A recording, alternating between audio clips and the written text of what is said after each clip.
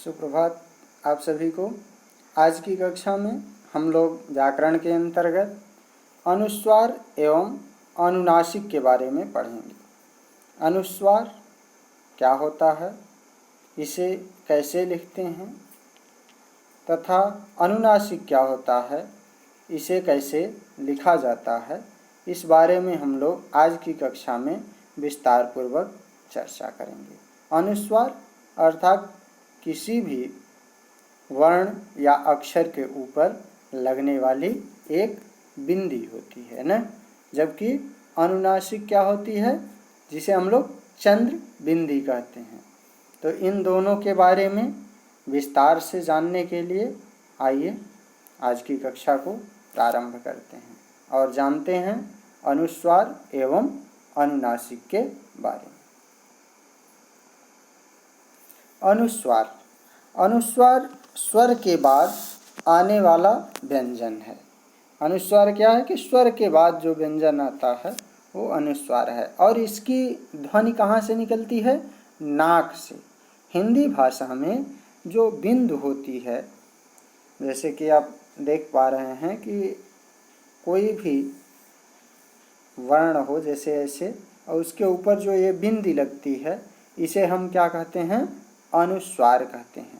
इसका प्रयोग अलग अलग जगहों पर होता है, यानी अलग अलग जगहों पर अलग अलग तरीके से अनुस्वार का प्रयोग किया जाता है। अब जैसे देखिए, सबसे जो मुख्य इसका प्रयोग है वो कहाँ होता है कि अनुस्वार का प्रयोग पंचम वर्ण। पंचम वर्ण का मतलब कि जो हमारी वर्णमाला होती है, हिंदी वर्णमाला, जैसे क, ख, ग, घ, उसके बाद क्या आता है? अंग। तो ये पंचम वर्ण क्या हो गया? ये अंग। कौन सा वर्ण हुआ? पंचम। तो इन पंचम वर्णों के स्थान पर अनुस्वार का प्रयोग किया जाता है। समझ गए कि जो हमारी वर्णमाला में वर्ण या अक्षर होते हैं, उनका एक क्या होता है? वर्ग होता है, समूह। जैसे क वर्ग, क वर्ग में क्या क्या आएगा? क, ख, ग, घ, अंग। उसी तरह से च वर्ग, च वर्ग में क्या क्या आ जाएगा? च, छ, ज, झ, इया। यानी च वर्ग का पंचमाक्षर क्या होगा? इया होगा। ठीक है। उसी तरह से ट, ठ, ड, ढ, ड़। तो ये क्या हो गया? ट वर्ग का पंचमाक्षर ड़ हो गया। ठीक है। उसी तरह से त, थ, द, ध, न, यानी त वर्ग, त वर्ग का क्या हो जाएगा? पंचमाक्षर न। उसी तरह से प, फ, ब, भ, म, इस वर्ग का पंचमाक्षर म होगा। यानी क, च, ट, त और प वर्ग जो होता है, इसके पंचमाक्षर, पंचमाक्षर पंचम अक्षर, पंचमाक्षर जो है वो दो शब्दों से मिलकर के बना है ना, पंचम धन अक्षर न, यानी पांचवा अक्षर। पांचवा अक्षर जैसे अभी मैंने आपको लिख करके भी बताया ना कि ये हो गया क, फिर हो गया ख, उसके बाद ग, फिर उसके बाद घ, और फिर अंग आता है ना। तो ये अंग क्या है? अगर लिखें तो 1, 2, 3, 4 और 5। तो ये क्या है? पंचमाक्षर है। ये क्या है? पंचमाक्षर है। तो इन्हीं पंचमाक्षरों के स्थान पर किसका प्रयोग करते हैं हम लोग? अनुस्वार का।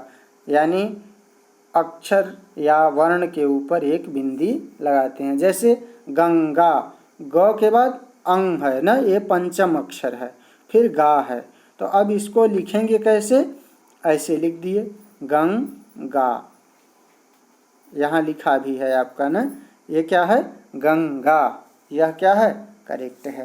तो अनुस्वार का प्रयोग क्या होता है कि पंचम वर्णों के स्थान पर किया जाता है। जैसे गंगा, चंचल, झंडा, गंदा, कंपन। देखिए, ऐसे भी लिखते हैं और ऐसे भी लिखते हैं, यानी ये जो मूल है और इसको हम ऐसे लिखते हैं। ठीक है। तो अनुस्वार का प्रयोग कहाँ होता है? पंचम वर्णों के स्थान पर अनुस्वार का प्रयोग होता है। अब कुछ अनुस्वार वाले शब्द आप देख लीजिए, ढेर सारे शब्द यहाँ हैं।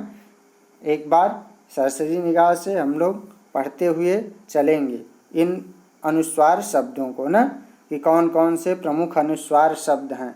देखिए, इसका ध्यान देने की है कि इसका जो उच्चारण होता है वो कहाँ से होता है? नाक से होता है। जैसे मन नाक से हो रहा है ना, मंदिर, बंगाल, बंदर, बंद, बंधन, पतंग, संबंध, नंगा, अंदाजा, अधिकांश, संपूर्ण, रंग, तंबू, ठंडी, पुंज, अत्यंत, संभावना, अंकित, अंतरंग, आशंका, संस्था, अत्यंत, क्रांति, संश्लेषण, ढंग, संघर्ष, आरंभ, ये सभी अनुस्वार वाले शब्द हैं ना। संपादन, सिद्धांत, पसंद, गंदा, खंभात, पंकज, मंडल, मंत्री, संक्षिप्त, अंग्रेजी, प्रशंसक, संचालक, ग्रंथकार, हंस, काकभुषुंडी, संदेश, एकाकभुषुंडी है ना, संदेश, संधि, चंचल, बंद, बसंत, गंध, झुंड, डंडा, प्रारंभ, भयंकर, सायंकाल, आशंका, डंडा आदि बहुत से शब्द हैं। यानी ऐसे शब्द जिनके ऊपर बिंदी लगी हो और उच्चारण उसका किससे किया जाए?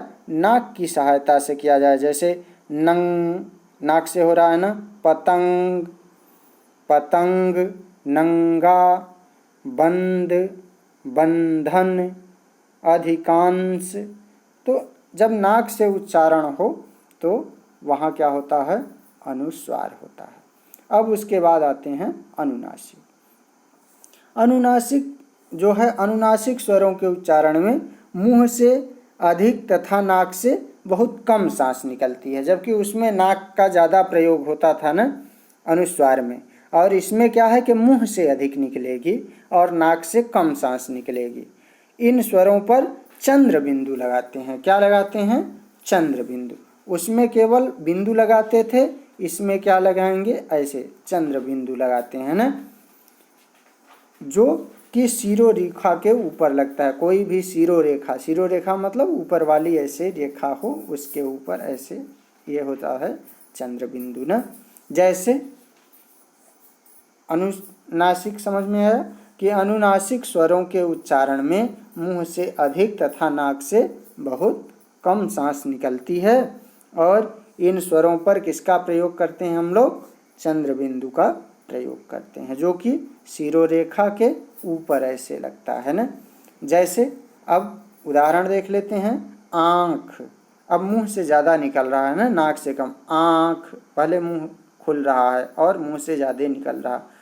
माँ, गाँव, यानी नाक से भी निकल रहा है लेकिन नाक से कम और मुंह से ज़्यादा निकल रहा है, जबकि अनुस्वार जो होता है उसमें नाक से निकलता है। अब अनुनासिक के स्थान पर चंद्र बिंदु का प्रयोग किया जाता है। अब जैसे मान लीजिए कि अनुनासिक जो है उसके स्थान पर बिंदु, अनुनासिक के स्थान पर हम किसका प्रयोग करते हैं? बिंदु का। जब शिरोरेखा के ऊपर स्वर की मात्रा लगी हो तब सुविधा के लिए हम लोग चंद्र बिंदु जो है उसके स्थान पर किसका प्रयोग करते हैं? अनुस्वार, यानी अनुस्वार नहीं, केवल बिंदु का प्रयोग करते हैं। जैसे शिरोरेखा अगर ऐसे है तो इसके ऊपर तो चंद्र बिंदु लगा देंगे, लेकिन अगर कोई स्वर की मात्रा लगी हुई है, स्वर की मात्रा मतलब जैसे ए, ऐ, जैसे कोई शब्द ए की मात्रा लगी हुई है ना, तो ए के ऊपर ऐसे चंद्र बिंदु नहीं लगाएंगे, बल्कि हम क्या लगाएंगे? केवल एक ही मात्रा पे ऐसे, जैसे में न, में अगर में बोलना है तो यहाँ पर हम क्या केवल करेंगे, बिंदु लगाएंगे ना।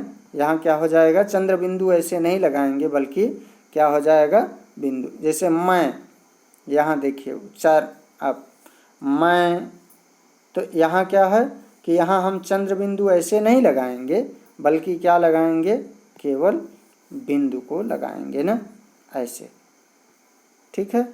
उसी तरह से बिंदु, गोंद, चूंकि ये मात्राएं लगी हुई हैं, यहाँ ओ की मात्रा है, यहाँ छोटी ई की मात्रा है, यहाँ अय की मात्रा है, इसलिए इस पर हम लोग चंद्र बिंदु के स्थान पर जो अनुनासिक होता है, अनुनासिक यानी ये चंद्र बिंदु के स्थान पर केवल बिंदु लगाते हैं। केवल क्या लगाते हैं, बिंदु। लेकिन बिंदु तभी लगाएंगे जबकि कोई भी अक्षर हो, उस पर कोई स्वर की मात्रा लगी हो। स्वर की मात्रा ऊपर कौन कौन से होती हैं जो ऊपर लगती हैं, जैसे ए की मात्रा, अय की मात्रा, न, ओ की मात्रा, ठीक है, औ की मात्रा। अगर ये सभी लगा है तो वहाँ पर हम किसका प्रयोग करेंगे, केवल बिंदु का प्रयोग करेंगे, वहाँ ऐसे चंद्र बिंदु नहीं लगाएंगे।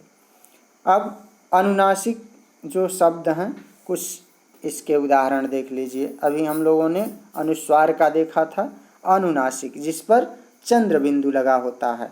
और इसका पहचान क्या है कि इसमें जो हवा है, वायु है, वो मुंह से ज़्यादा और नाक से कम निकलती है। जैसे गांव, पूरा मुंह खुलता है इसमें, मुंह, धुंधले, कुआं, चांद, भांति, कांच, बाँट, अंधेर, माँ, फूंकना, धुआं, ढूंढना, रंगीली, अंगूठा, बांधना, मियाँ, अजां, जलियाँ वाला, काँव काँव, उंगली, कांच, बूंदें, रोएं, पूँछ, कांच, झांकते, बूंदाबांदी, गांव, आंगन, कंपकंपी, बांध, सांप, कुएं, पाँच,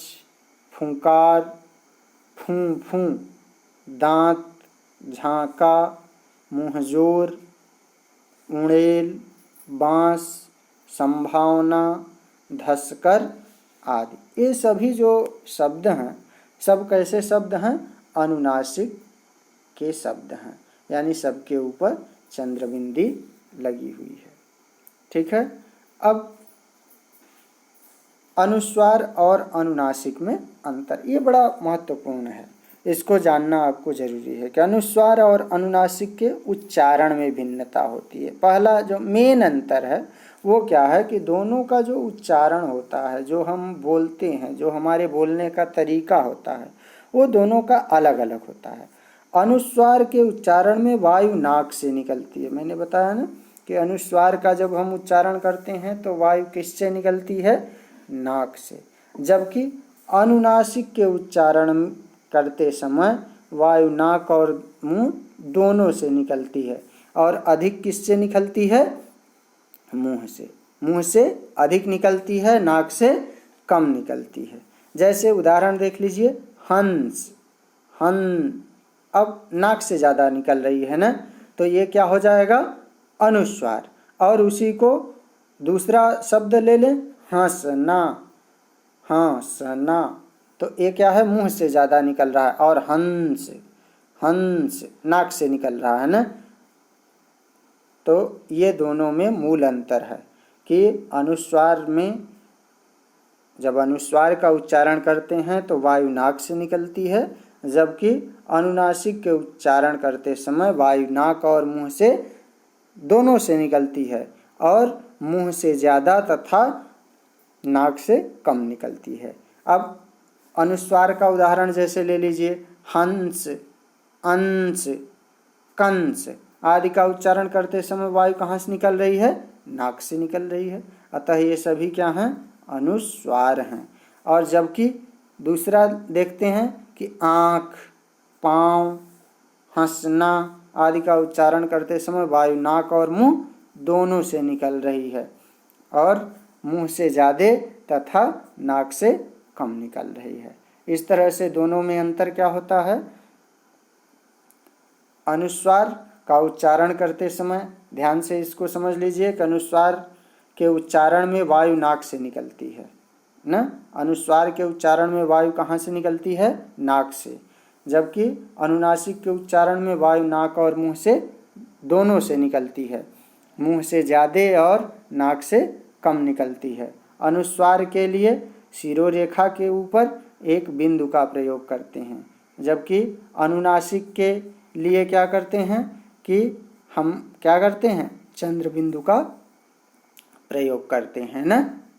ठीक, इस तरह से ये मूल अंतर उनके उच्चारण में दोनों में होता है कि एक के उच्चारण में, अनुस्वार के उच्चारण में पूरा नाक से निकलता है और इसमें नाक और मुंह दोनों से निकलता है, मुंह से ज़्यादा और नाक से कम निकलता है।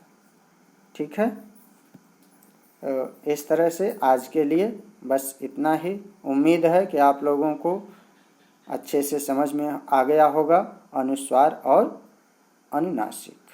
धन्यवाद।